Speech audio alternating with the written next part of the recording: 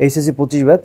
এখন মোটামুটি রাত তোর 2টা 20 থেকে 2টা 15 বাজছে। না, আমি খুব অবাক হচ্ছি যে শিক্ষা বোর্ডের একটা মানুষ এখানে কেউ নাই, একটা মানুষের কমন সেন্স নাই যে ভাই কালকে কেমনে, মানে আজকে আজকে কিভাবে পরীক্ষা দিতে যাবে? সম্ভব? এটা সম্ভব? মানে কি একটা অবস্থা, মানে স্টুডেন্ট পুরাপুরি জাস্ট ট্রমার মধ্যে পড়ে গেছে। হ্যাঁ, যে এইভাবে আমি অবাক হচ্ছি যে এই যে 2টা বাজছে স্টুডেন্ট এখনো জেগে আছে। আমারে আমি আমি ঘুমাই গেছিলাম, আমার একটু শরীর খারাপ। আমি মেসেজ আমি আমি যখন উঠছি সকাল, মানে আমি যখন উঠছি উঠে দেখতেছি আমার মেসেঞ্জারে এত পরিমাণ মেসেজ যে ভাই প্লিজ কিছু বলেন, কিছু কিছু বলেন, কিছু বলেন। তো আমি বাধ্য হইলাম। আপনারা কবে স্টুডেন্টের মানে মানে মানসিকতাটা বুঝবেন? হ্যাঁ, আপনারা প্রশ্নে ভুল করছেন, সেটা কোনো বিষয় না। আপনারা এক বোর্ডে একরকম প্রশ্ন করছেন, সেটা কোনো বিষয় না। এখন আপনি আজকে আজকে সকালবেলা আপনি কিভাবে পরীক্ষা নেন? দেখেন এখনো সময় আছে, রাত 2টা বাজে। ঠিক মতন ভালো করে বুঝা পরীক্ষা বাতিল করতে হবে। আমি আমি আমার সকল স্টুডেন্টদের বলতে চাই, হ্যাঁ, তোরা যারা আমারে ভালোবাসিস, তোরা যারা আমাকে মানিস, আমি আমি বলতে চাই তোরা কালকে পরীক্ষা দিতে যাবি না। কালকে সকালবেলা তোরা ইয়ে কর, প্রতিহত করতে হবে। আর এটা মানে কেমনে পসিবল যে 3 দিন এখানে আমাদের রাষ্ট্রের শোক চলতেছে, সবকিছু বন্ধ থাকবে, একটা স্টুডেন্টের মধ্যে যে কি পরিমাণ ট্রমা ঢুকে গেছে। এই মাইলস্টোনের এই ঘটনাটা এত ছোট কোনো ঘটনা নয়।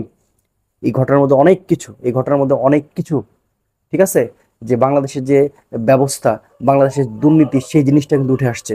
একটা স্টুডেন্টকে আপনি কিভাবে আজকে পরীক্ষার হলে আপনি যাইতে বাধ্য করেন?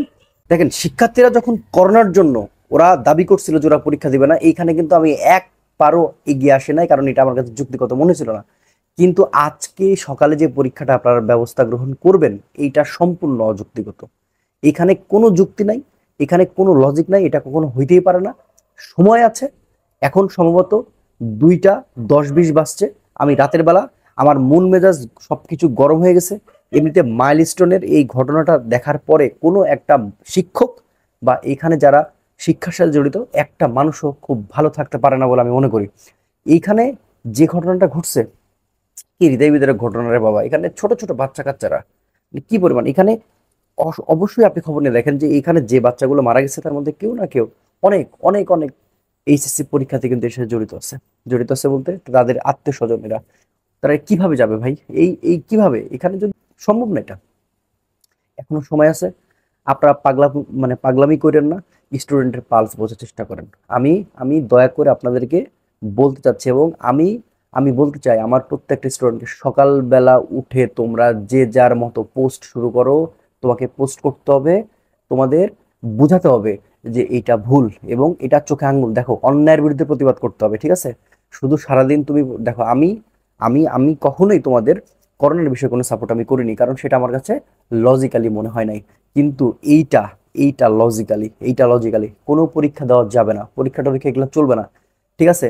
একটা স্টুডেন্টের মনে এই ঘটনাটা ধামাচাপা হওয়ার জন্য মিনিমাম 2টা দিন সময় লাগবে। সবাই, আমি তো নিজে ট্রমার মধ্যে আছি রে ভাই। আমার আমার ছোট বাচ্চা আছে।